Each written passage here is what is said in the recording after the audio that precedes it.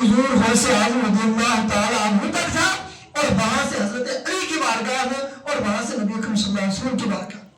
بیچ میں باقی کے واسطے نہیں تھے۔ اس قدر بڑے ولی تھے، بہت بڑی بڑی ان کی کرامتیں ہیں، بلکہ ان کے القابات جو علماء کرام نے لکھے ہیں ان میں سے ایک یہ لکھا ہے معجزۃ من معجزات الرسول، کہ نبی اکرم صلی اللہ علیہ وسلم کے جتنے بھی معجزات ہیں ان معجزات میں سے ایک معجزہ اعلیٰ حضرت ہے۔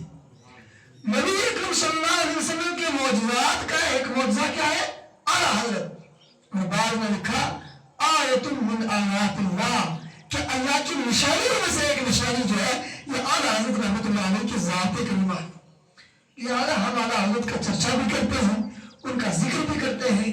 اور ان کو اپنا مرشد بھی سمجھتے ہیں، اس لیے ان کے نام کی یہ محفل بھی رکھی ہوئی ہے، اور اس سے ان کا چرچا بلند نہیں ہوگا، یہ حقیقی بات ہے، لیکن اس سے دو فائدے ہوں گے اس محفل سے۔ ایک تو ہمارے آنے کی وجہ سے ہم اپنے محسن کا، منعم کا شکر ادا کر سکیں گے، اور دوسرا فائدہ یہ ہوگا کہ اللہ تعالیٰ ان کے صدقے سے ہماری بگڑی بھی بنا دے گا اور ہمیں بھی ان کے فیضان سے مالا مال کر دے گا۔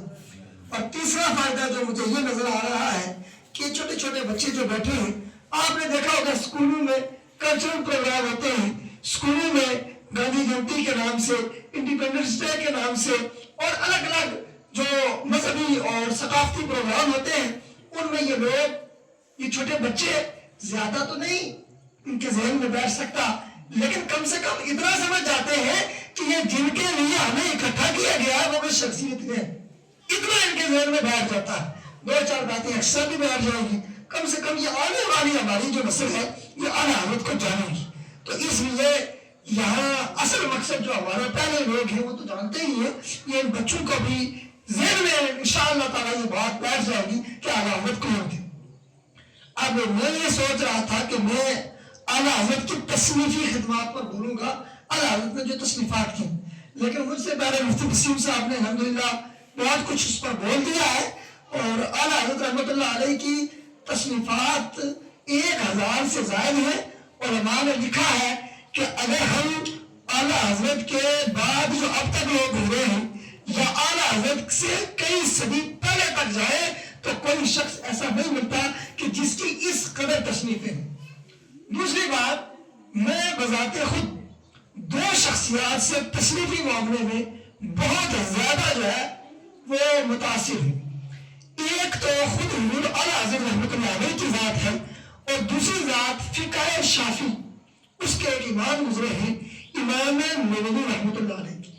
ان کی عمر کل 45 سال ہوئی، 45 سال کی عمر میں ان کا انتقال ہو گیا ہے، لیکن انہوں نے جو کتابیں لکھی ہیں وہ اتنی بڑی بڑی کتابیں لکھ کر کے گئے ہیں، اور اتنی انہوں نے دین کی خدمت کی ہے کہ آج فقہ شافعی میں تو کیا، فقہ حنفی میں بھی جب ان کا نام آتا ہے تو ان کے نام کو مستند، معتبر اور ثقہ سمجھا جاتا ہے۔ تو لہذا مجھے بولنا اس پہ تھا، لیکن میں کچھ تھوڑی سی باتیں اعلیٰ حضرت کی شاعری کی روشنی میں آپ اللہ سے کہہ کر کے آگے گزر جاؤں گا۔ اس سے پہلے ایک بات سمجھیں، میں کہنا یہ چاہ رہا تھا، اعلیٰ حضرت کو ہمارے عام لوگ ولی سمجھتے ہیں، لیکن حقیقت یہ ہے کہ اعلیٰ حضرت نبی تھے، بہت بڑے ولی تھے، لیکن اعلیٰ حضرت رحمۃ اللہ علیہ نے اپنی ولایت کو اپنے علم کے تابع کیا ہوا تھا۔ آپ کا علم اتنا تھا کہ آپ نے اپنی ولایت کو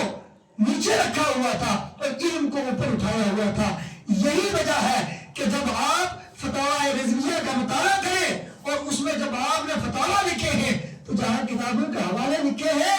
بعض مقامات پر 80 کتابوں کو بنوا دیا ہے۔ یہ اعلیٰ حضرت رحمۃ اللہ علیہ کی ذات تھی۔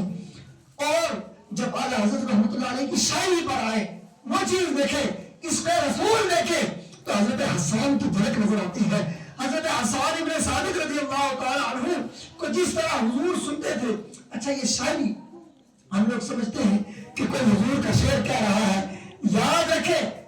حضور کی جیسے بھی تعریف و توصیف کی جائے حضور اس کا ملاحظہ فرماتے ہیں۔ اور اس شاعری ہی کی بنیاد پر آپ نے قصیدے کا سنا ہوگا، قصیدہ بردہ کہا جاتا ہے۔ بردہ کا معنی عربی میں ہوتا ہے چادر۔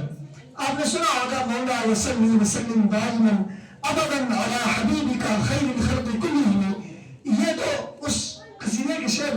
में पढ़ा जाता है, लेकिन असल शेर है वल हबीब अलमदी तुरजा शफाअतुहु, कि ये वो हबीब है जिनसे शफाअत की उम्मीद लगाई जाती है। कब? लिकुल्लि हैरिन मिनल अहवाल मुक्तहिमी, हर मुसीबत के वक्त, हर नागहानी आफत के वक्त और हर शदायद और तकलीफ के वक्त जो है इनसे उम्मीद लगाई जाती है कि ये हमारी क्या करेंगे, शफाअत करेंगे। इसका पस मंजर जरा समझे, फिर आपको पता चलेगा कि हुजूर की शायरी और हुजूर की तारीफ तौसीफ बयान करना हमें क्या देता है, और आला हज़रत ने सारी जिंदगी वही किया। इमाम बुसीरी ने यह कसीदा लिखा